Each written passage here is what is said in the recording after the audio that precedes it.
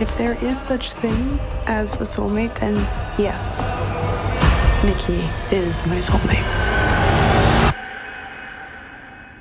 Are you sure he's the one to love?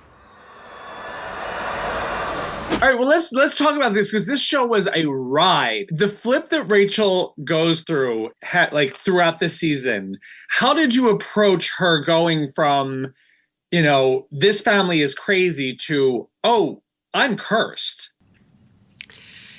Well, it's in the script, and I had to kind of track who Rachel is in 1, 2, and 3, which is different than once she knows about the curse in episode 4.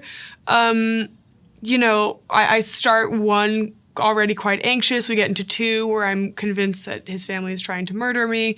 And then 3, it all kind of ties in and makes sense. And it's like a bit of an apology episode. And then 4, we're hit with like, wait, the reality of why I've always felt this way and carried this weight is because this horrible thing has happened to my mother and has been in my bloodline for generations. And it's like a very validating episode for Rachel. And it really makes her life come full circle and her anxieties be seen and understood by her. She has a much better understanding of herself after the curse. And then we're in a different show, 4 onwards, and it's all about the curse and figuring out if in, just a few days, if she's ready to marry this person, if he's her soulmate. Yeah, she's trying to break this trend of generational trauma, and this curse, this fear of commitment or, this thing that's been passed down to her that she didn't even really sign up for. This very bad feeling that's been with her whole life. Yeah. It's nice. I mean, it might be nice on one hand that she actually gets some answers, even though they're not for sure. I what think she it's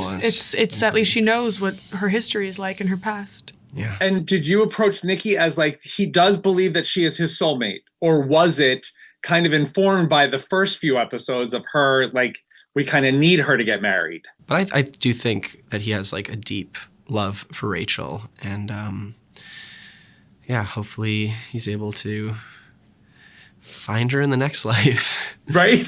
And the reveal that the way they met was not exactly how she read it, that we find out that he was kind of coming off this was a rebound and this was, sort of staged. Did you both know going into the show, knowing that was sitting there? Well, I guess we read it in the table read, but before that, I only had episodes 1, 2, and 3, so I had no idea where the story went.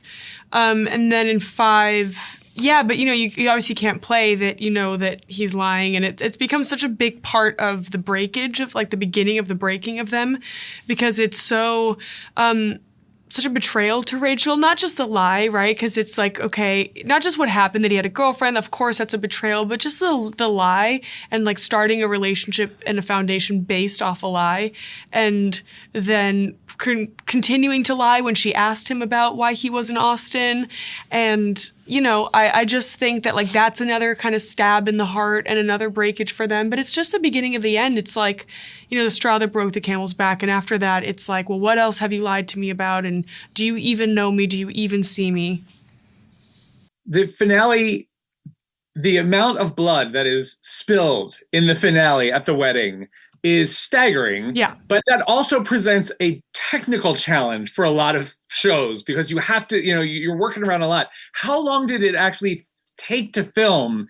And was there anybody that you were really hoping to get to see die? I don't know if I was hoping to see anyone I was die. curious to see Gus's death because Portia's death, because she's such a funny actress. I was very excited to see the way that she would interpret death and how she would play it. We don't really see it. We just see the aftermath of it, right? When she starts bleeding in the whole bed, she's so funny. Yeah.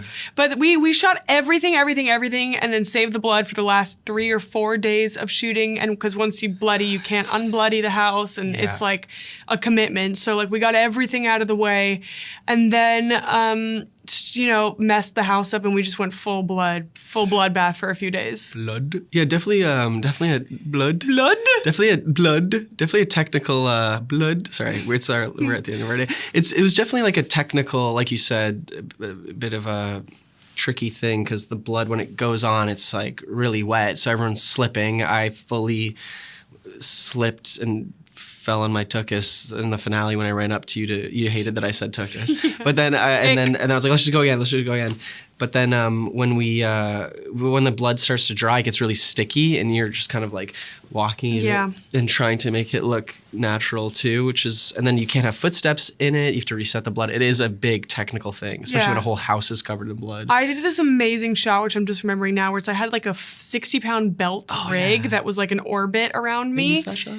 It's when I start to bleed at the altar and the blood starts to kind of come out of my eyes and I start walking myself to the atrium, from the altar to the atrium, and I'm literally controlling the camera with my waist movement, so like it would kind of move this way or that way on this like amazing rig, and it was super heavy and they were all nervous that I wouldn't be able to carry it, and I did it like a champ. Yeah, and it follows you all the way down and there's to the no ground. like there's no one there with me, like it just comes with me and it's sitting in front of me like this, almost like a selfie stick but on a huge belt, and it's like a real huge camera. Yeah. And so I came all the way to the door with me, and it was like such an intimate moment because there was no one there around me. That's a great shot too. Like, nobody in my eye line. Too. Yeah, and I fall in the snow with the rig on. It was so cool. Another technical problem with the blood is when you combine fake blood with fake snow. It is really the modern equivalent of like getting tarred and feathered. Tarred and feathered. Yeah. I thought of that too when you landed. I was like, oh, I know. And it goes and you breathe too, and like you have blood in your nose, so like then it gets stuck in your nose, the powder blood, and you're just like. You're a trooper. You guys don't get married, but do you realize that you actually interact now like an old married couple? Do we? In real life? Yeah. I did. I went for it. Wait, let's do it. That's our handshake. Yeah, I feel like we've gotten to that point. We've been through like hell and back together, so we're good. We're buddies for life. We trauma bonded. Yeah. How did you decide on the tone of this? Because it is at times like it's intimate, but it's so ominous, and it feels like it's always dusk. Like it's always like right on the verge of the sun going fully down. Yeah. It's the tone of the show is kind of just what it's like to be inside of my head. That balance of like dread and humor, I don't know, it's just the way that I see the world. So that obviously came naturally to me, but we talked a lot about just, being in Rachel's POV, and things that are happening in this house, especially in the beginning, are so strange to her, and she's so uncomfortable. And I really wanted the audience to understand that. And then balancing the humor, which often comes from like whatever situation she's in that feels a bit absurd, or a character. And a lot of kind of like figuring out that balance came in the edit and with the music and the sound design. And yeah, it was really fun to play with a tone like that where we could like shift it on a dime. Now, was the plan always to have the bloodline erased, at the wedding, and then have Rachel sort of get to be able to jump that hurdle by having her come back? Yeah, I mean, I knew I wanted a bunch of people to bleed to death at the wedding. I didn't know how when I first sold the show, and then the curse became a thing when I was in the writer's room.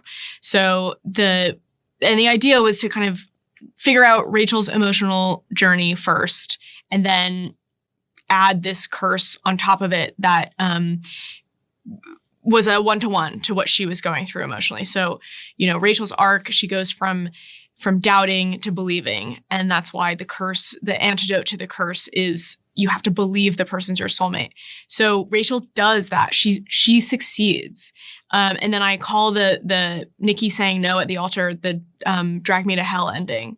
'Cause it's like that twist that was planted and it was simmering, but like you don't see it coming. And so Rachel, she loses her autonomy, and then I needed her to redeem herself. And so she ultimately decides to choose herself. And it's a breakup story. So she needed to die and be reborn. That's what happens when you exit a relationship. And now she's, free and on to her next adventure. Does that mean that Jude and Nell are actual soulmates?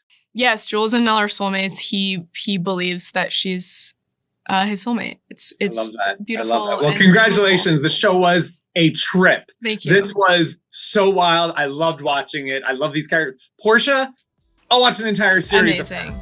I know. She's amazing.